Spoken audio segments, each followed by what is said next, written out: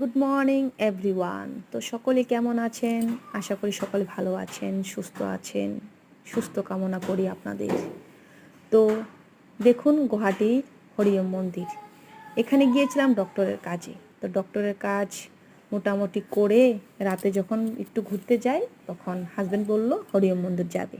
তো আমিও বললাম ঠিক আছে চলো যাব, একটু প্রণাম করে আসবো। তো কিছুদিন আগে যখন আসছিলাম মন্দিরটা তখন হয়নি, কিন্তু আজ গিয়ে দেখি মোটামুটি প্রায় কমপ্লিট। তো খুব তাড়াতাড়ি কমপ্লিট করতে পেরেছে, তো খুব ভালো লেগেছে। তো আমি ঘুরে ঘুরে দেখছিলাম, আপনাদেরকে ভিডিওটা করে দেখাতে হবে। খুব সুন্দর, মনে শান্তি মিলছিল। চারদিকটা ও মিউজিক বাজছিল, গান হচ্ছিল, প্রার্থনা করছিল, সকলে বসে সেখানে ধ্যান করছিল। আমার হাজব্যান্ডও বসে পড়লো। আমার হাজব্যান্ড একটু মেডিটেশন করতে ভালোবাসে, মেডিটেশন করে। তো এই যে আমার হাজব্যান্ড বসে আছে, তো আমিও ভিডিও করছিলাম, ঘুরে ঘুরে দেখছিলাম। অনেকক্ষণ বসতে চেয়েছিলাম, কারণ বেশিক্ষণ বসাও হবে না।